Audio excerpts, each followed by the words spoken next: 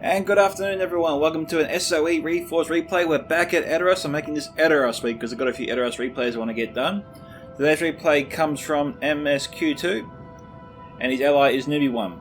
We have the Shire and Numenor here defending Edoras today. And before we get started, if you'd like to support my work, there's a PayPal option, subscribe, start Patreon and donation link in the description below. As always, remember to like, subscribe and comment on the video below and make sure you tick that bell for notifications. And with that, let's get into the video. And so today's replay, and so our first units up here are Dunebane Rangers and Pharazim Swordmasters. Next is Royal Legion of Manelos, some Seafarers and Indamos, Adunium Shadowbows, some Bandits, Ents, and Naru and our Royal Guard. Now you guys remember last replay I did, I commented on the fact that body piercing units were sort of put towards the outer defense at the start with, and I think maybe they pulled them back later on. Whereas these defenders have allocated some body piercing units already inside the Citadel to save them for late game. So they're already planning well ahead. Next we have some Proudfoot Protectors, some Belagar Archers, some Romana Barabrim, 2 units here, more Abadim, some Proudfoot Protectors again. MSQ2 seems to have spanned a couple of units here. We have some Longbottom Mob, Romana Nedukadar, Naru and Nara Sentinels, some Belagar Archers, and we'll head down this way. And before we get those units, we'll see if there's any units at the back here, which there usually is. Which act as a rear guard. We have 2 units of Farmers of Buckland and 2 units of Battling Brandybucks. Not exactly not exactly a strong rear guard, but they'll slow the enemy down. We also have some Dunebane Rangers here, 2nd unit, which will definitely help them out for sure if they come under any pressure. Next we have some more Romana Abadim, some Seafarers and Indamos. Romana Nadokadar, that's a spear and shield unit. We've seen Romana Abarim already, sword and shield. Pretty much a basic Arthedain men-at-arms comparison. We have some Bambados Brass Archers, some Hobbitry and Arms, Longbottom Mob over here, and we've got a few Hobbitry and Arms units here, I think maybe 2 or 3. We also have another unit of Seafarers and Nindamos, some more Romana Abarim, and it appears to be it for the defenders. Now I didn't see any artillery or cavalry, unlike last time, so we'll see whether or not that helps the defenders this time. Our first attacker is Pharaoh, commanding the realm of Erebor. We have some Ironfoot Halberds here. We've got 2 units of Ironfoot Crossbows, some Ironfoot Halberds, we have some Dwarven Miners, Ironfoot Warriors, a couple of units here, some Dragon Sailors of Ered Mithrin, Axe Guard of Erebor, Blacklock Engineers, some Sons of Durin, Highborns of Erebor. I don't think I've called those units, sorry. 2 more units here of Ironfoot Warriors. And that appears to be it for him. Now I don't know why, but pretty much every defender today has adopted this formation, and I don't know why.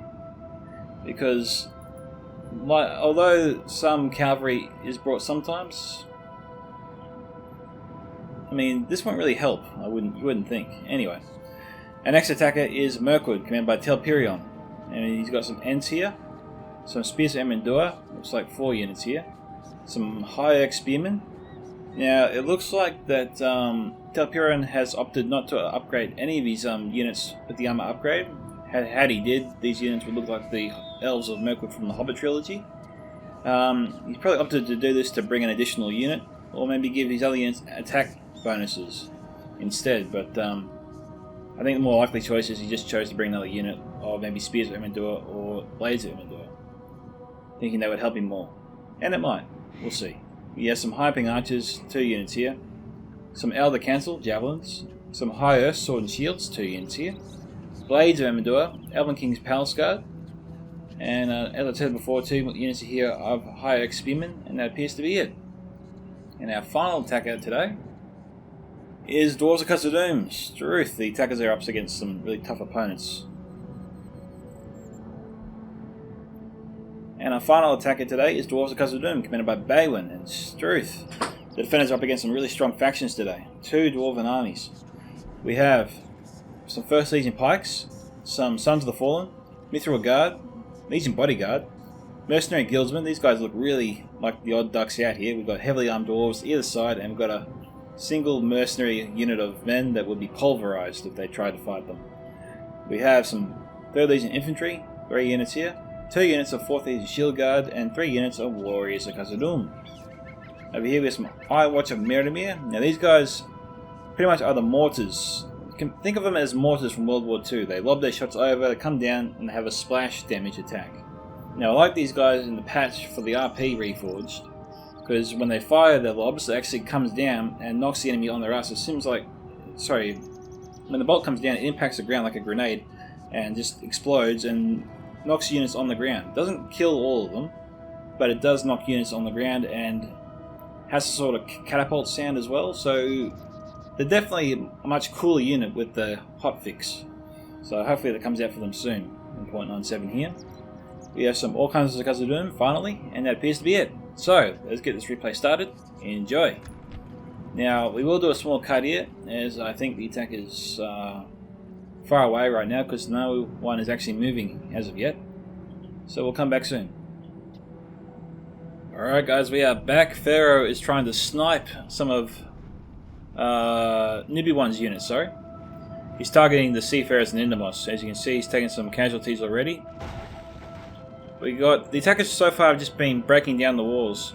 They've really yet to engage. We've had a couple of skirmishes, very light skirmishes I would say, between some Bambros Brass Archers and some Woodland Realm Patrol. Looks like they were playing, looks like they were versing the higher paying archers and got a few kills there. Also a few kills of Woodland Realm Patrol here and there.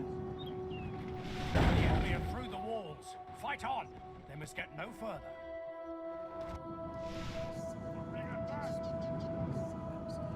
So a new one just getting ready to receive the attackers.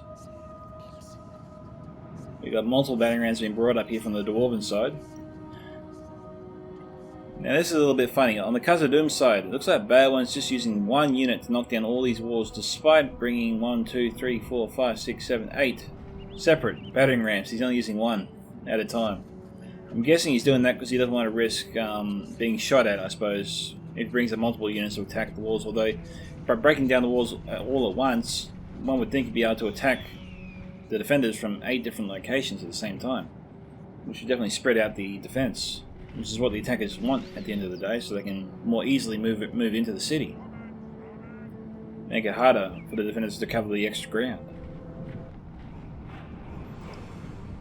Okay, after crossbows again getting ready to lob another bolt. Sorry, lob another volley over. Here it comes.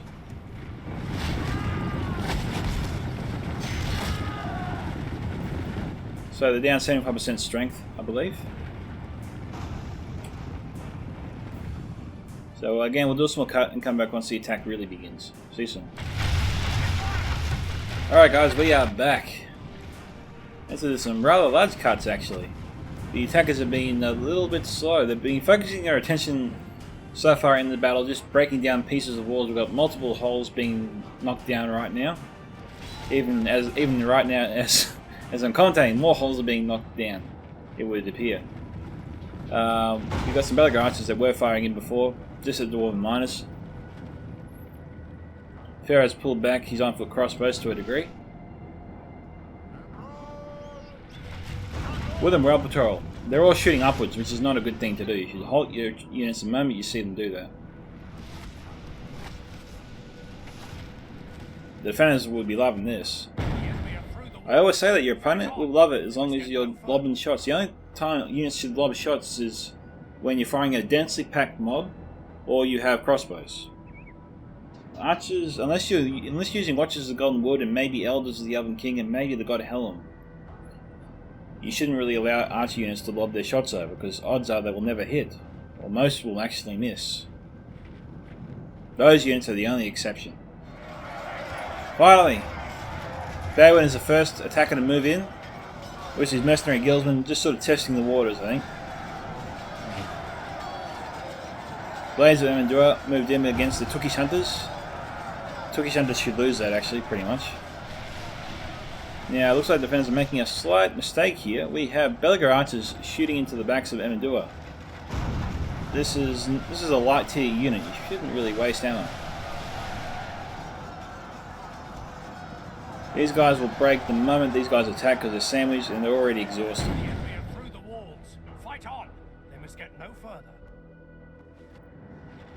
Alright guys, we're gonna count how many sections of wall down they've knocked down because it's getting ridiculous I think at this point. I think we've got 1, 2, 3, 4, 5, 6, 7, 8, 9, 10, 11, 12, knock down the gate as well. 13, 14 entrances we have. And they're only using at least, I think they're only using 3 of them, so maybe 4.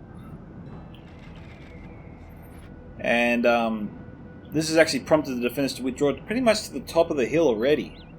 And so far it's 7% to 6%, so hardly anyone's really died at this point. Everyone's just sort of slightly probing each other. We've got little skirmish matches that have occurred throughout the last 18,000 frames.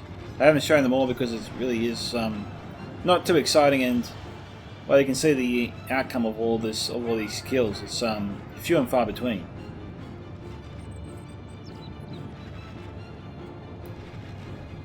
We've got Bellager archers here.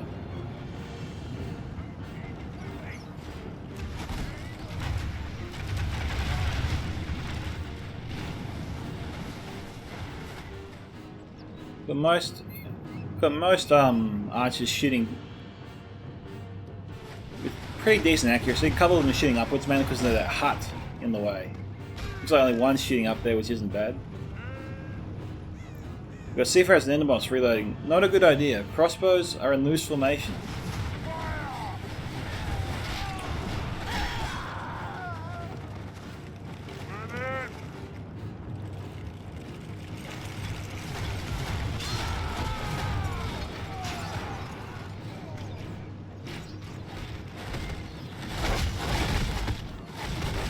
Oh, this is one of the new one's depleted units.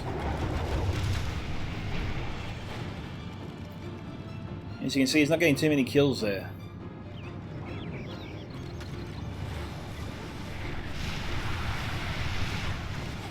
He's just down to 73. He hasn't really lost that many units already. He's only lost maybe 7. But I think it's a full unit of 75, if I'm not mistaken.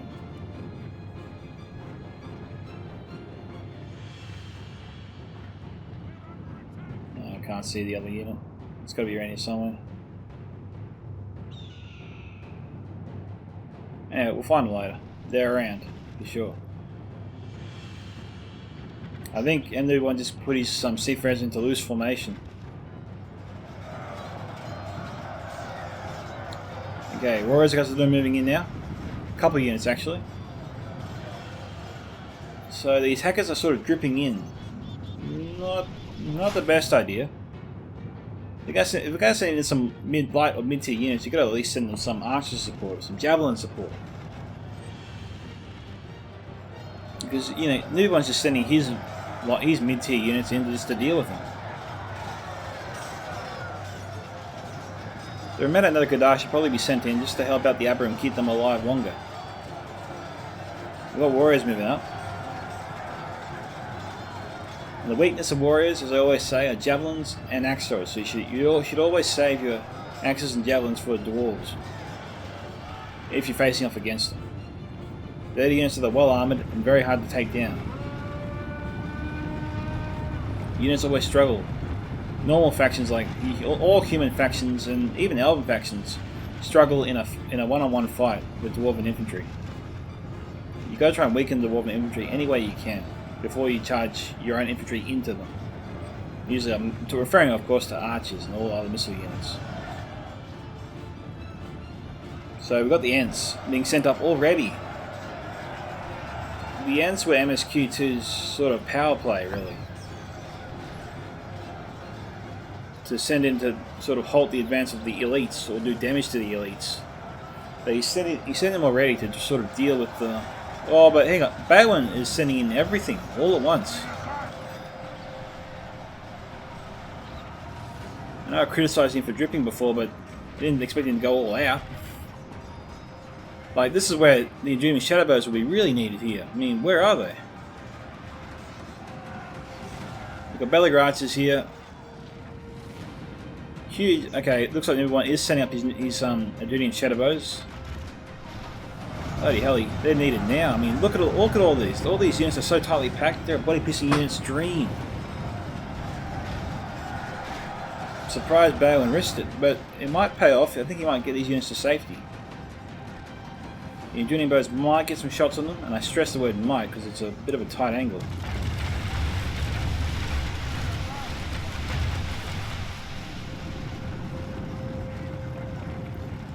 So we'll see what they can do here.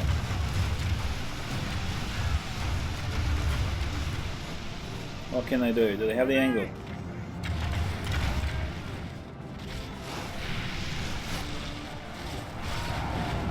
Yes, they do, and they're targeting the Legion Bodyguard and Mithril Guard too, so that's good damage.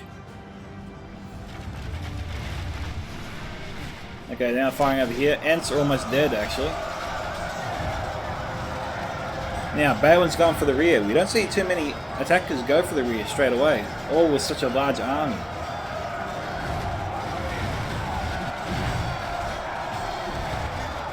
So, because Baelin's committed, that has to prompt the other attackers to go in with him.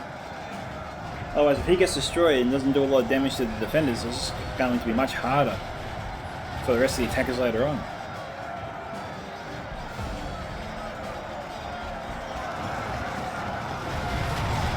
Yeah, this target's too tempting. We've got lots of warriors here. Some 4th Legion Shield Guard. And don't forget, MSQ2 still has 2 units of Doomstone Rangers. I don't think he's used any units yet. We've got Belagar Archers here that could... No, they're out of ammo. But another Archer unit here, or those Belagar Archers could be sent here to fire on Baelin's forces. They're not moving too fast. He could get some hits there. Oh, MSQ2 Ents are not dead. They're outside the walls. Who are they fighting? They're fighting the Orc Hunters of Khazad-dûm. Okay. Unfit Halberds being sent up. Okay, so Pharaoh's starting to send in a lot of units. Mirkwood's also committing units now. Most of his army's towards the outer fences. Hobbitry and Arms have AP being sent in. Defenders still got to watch out for the Black Hawk Engineers.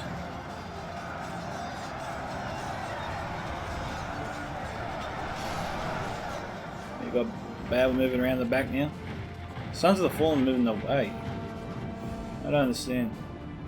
It looked like Baelin was committing a lot of forces here. But now he's sort of pulled back a little bit. He's still setting up some units. He's turning Sons of the Fallen around. Okay. Yeah, you've got 4th Legion Shield Guard and 3rd Legion Infantry here, but I don't know, he's contemplating whether or not to keep them on this side or send them to the rear attack.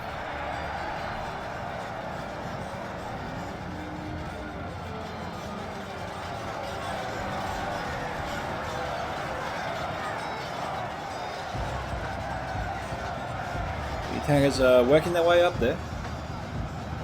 Move on committing his sentinels.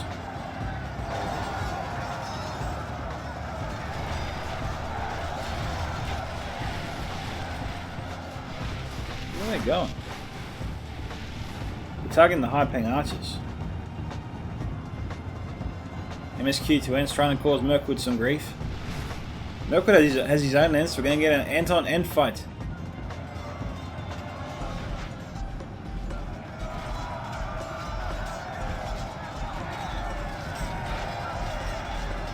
Ent's doing really well against the high XP move.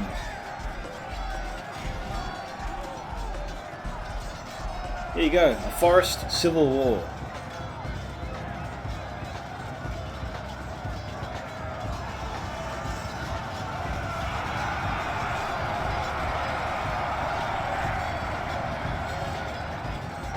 Alright, now MSQ2's Ents there will fall pretty quickly.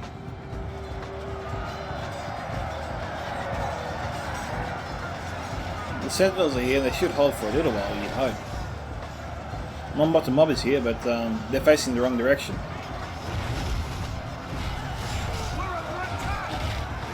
Okay, we got some Alpha crossbows. Bandits. Oh! That's an odd target to go for. You think they'd go after the doors right in front of them where they can't really miss anything.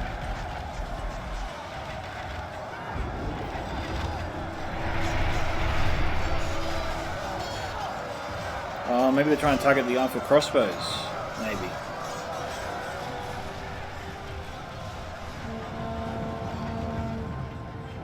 Who's shooting there? Oh, doing our rangers. The enemy are badly bloodied.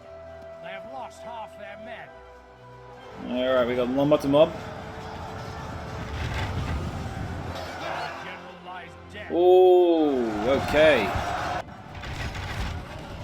Jeez, what happened there? Was that all body piercing? Yep, doing our rangers. The enemy are badly bloodied. They have lost half their men. Holy smokes! Hang on, I think maybe Balin killed his own general by mistake.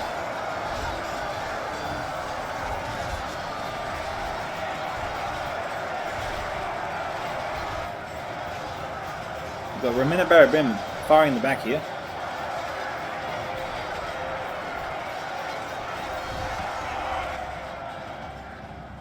The only reason I'm thinking that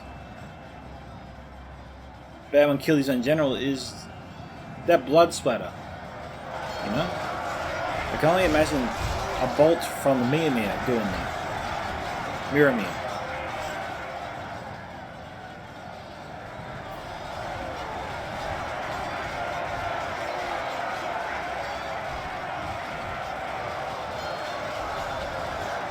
Farms of Buckland doing the Hobbit Brethren very proud here against all the walls. Midone also provides some valuable archer support, and you know, Miriam's Kitchen does have. See, there you go. They did it there. They didn't. That was actually not a lob shot. That was pretty much like a ballista shot. I didn't know the Miramir could do that.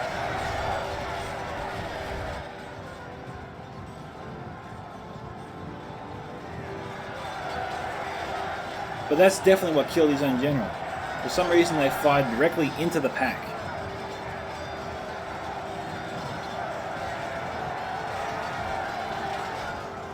Alright, we'll head back around.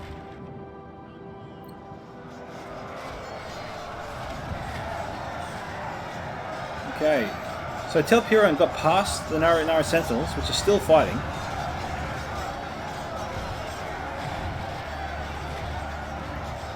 Numenorian troops halting their advance.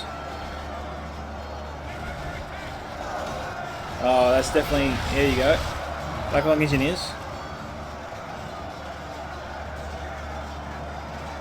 Might be using them a bit too early, I think. We've got some heavy hitters now. So now we've got the... Okay, now the attackers are fully committed now. On all fronts. But it might be too late.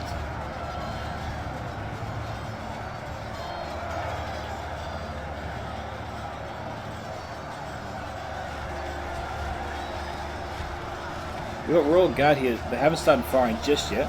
Imperium Shadowbows definitely haven't used up their ammo. Powerful Protectors haven't seen used any of their ammo yet at all. Bandits have used their javelins, we would have seen, and Doomsday Rangers still have their bows out, so they're going to be using the all the ammo to use, I suppose.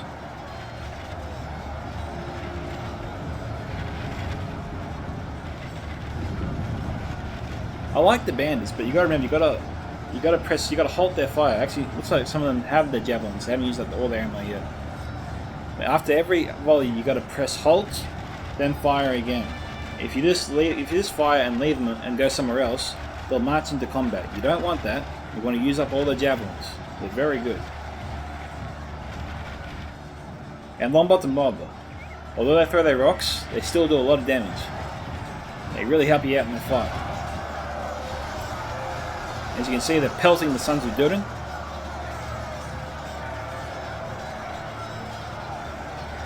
Now, Sons of Durin are pretty tough, but what they're doing here is damaging the units. And like I always said, when it comes to the dwarves, you've got to damage the units before they fight your infantry. And if that fire doesn't damage the units, then nothing will.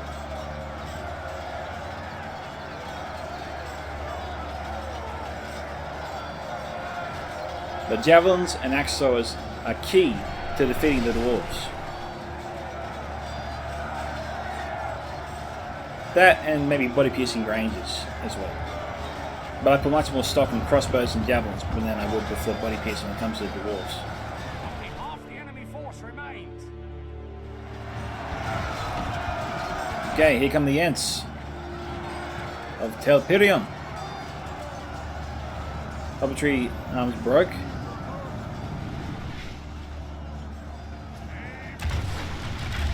Okay, Royal Guard's firing over here. They're targeting the Elder Council, Ironfoot crossbows, and High-Ping archers. Telperion and Pharaoh got to communicate here. This is a huge mistake.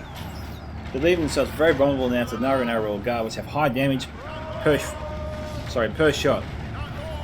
So I think the attackers are really shooting themselves in the foot here, big time. They got to disperse and separate, and maybe give the floor to the High-Ping archers that have greater range than the crossbows do.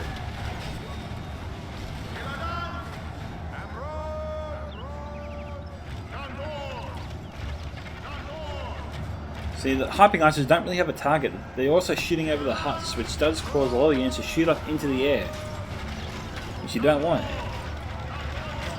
And because, even though they're spread out, we have multiple units here in such a tight space, the Naruna Royal Guard might as well be shooting at a unit in close formation.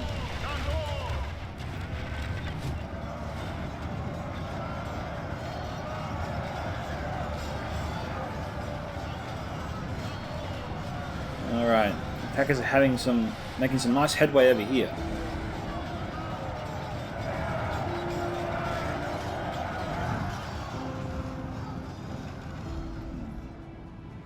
How's the rear guard going? Barabrin being brought up. Battling Brandenbucks being sent back. Seafarers here. Royal Legion of Armanos, this attack has been destroyed. I think Balewin's fight is about done. Right now it's 66 to 78.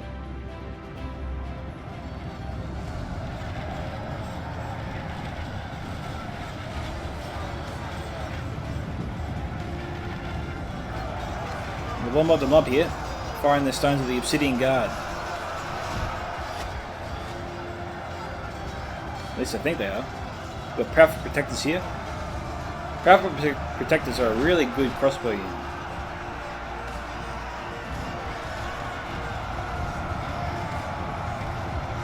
And they're also decent in melee as well.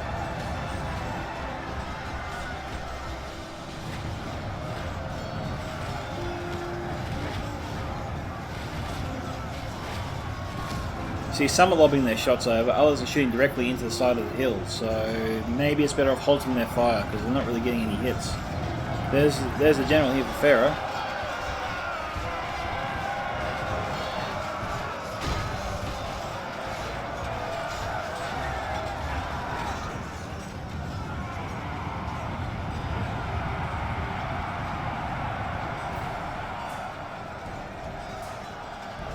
What's going on here?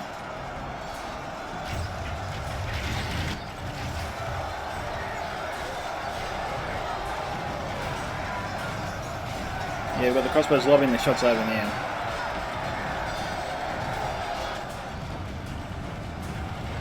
We've got Proudfoot Protectors and Rangers shooting this direction.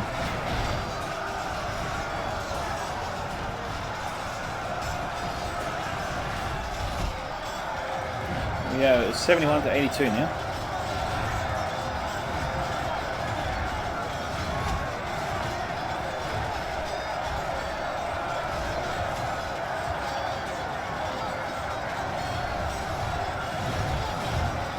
And one of the bad things about this attack is the more the attackers move forward, the more they open themselves up to the archer units over here. That's pretty decent fire. Where's that coming from?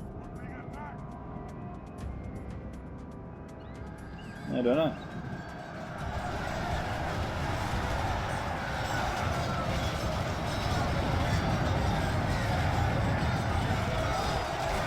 Okay, answer down to 2 over on this side.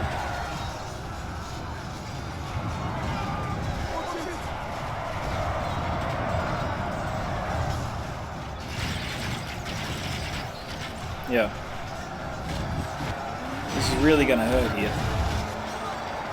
The attackers are totally exposed, but it looks like they've got an opening to try and go after the crossbows and Dunedain Rangers.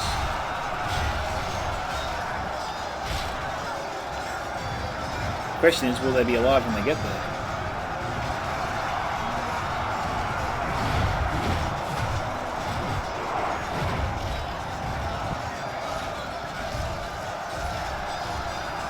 Yeah, with some battling brandy bucks moving to stop them. By the Rangers and crossbows some time to deal with the attackers. 75 to 86.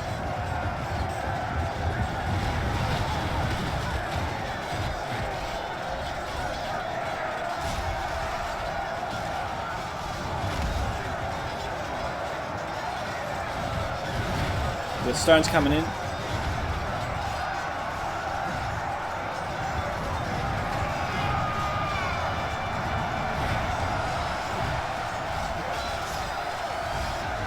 Yeah, that's good fire.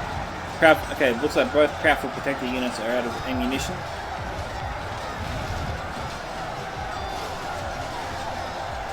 But unfortunately for the attackers, MSQ2 still has a second unit of Rangers.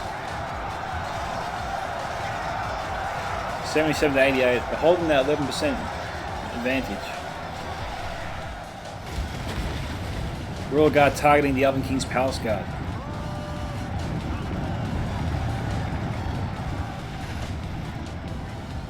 Okay, Telpiron's moved up both his archer units. And Pharaoh's moving up his crossbows.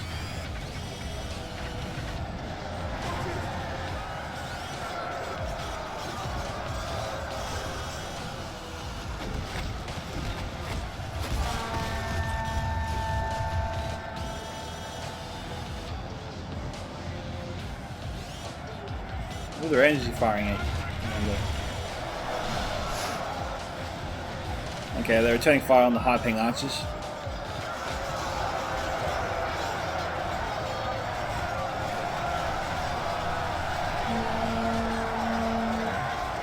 Only a few thousand frames left. I think the attackers are going to lose this one.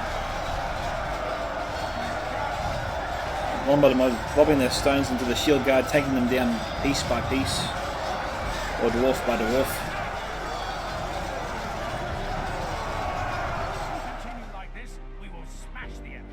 Seems like the attackers only have this handful of infantry units left. And the defenders? They have the Royal Legion and Pharazim Swordmasters, both heavy hitters. And there goes the General for Telperion.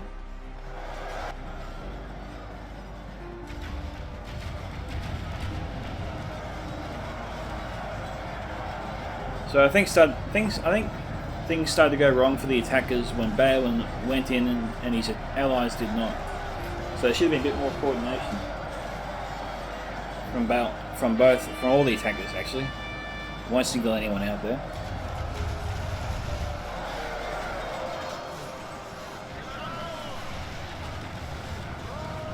Yeah, the archer units are well in hand. They're being handled by the defenders.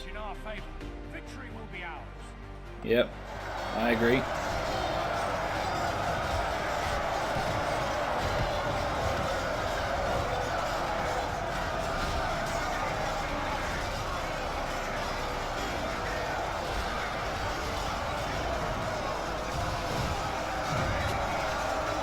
And you see what little hobbits here taking on the Elven King's Palace Guard and Obsidian Guard and doing a really good job. They're beating them back.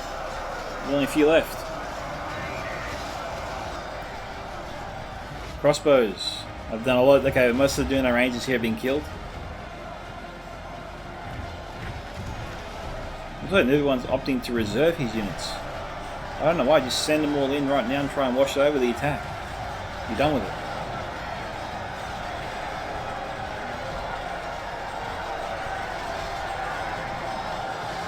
You've got the advantage. We're up 8%.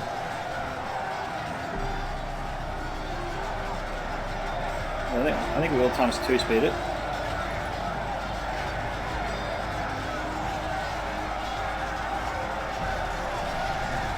Because it'll simply come down to who has the most muscle at this point, and it's definitely the defenders.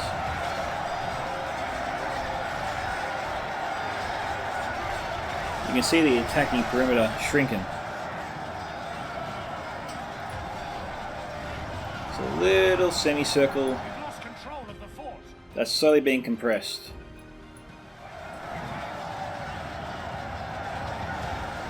Less than 1,000 frames left.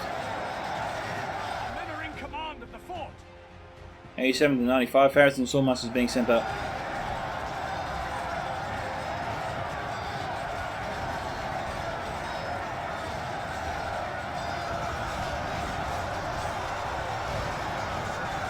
Things were looking not too good for the attackers on the right flank, but with the arrival of the armed for crossbows, it seems to have sort of pushed the defenders back a little bit. But with the arrival of the Royal Legion, everything's going the way of the defenders now.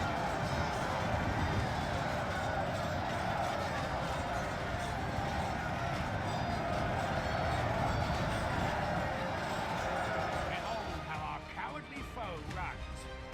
We've captured the enemy's general. That will teach the cowardly dog to turn tail and run. It is 89 to 98. And it is over.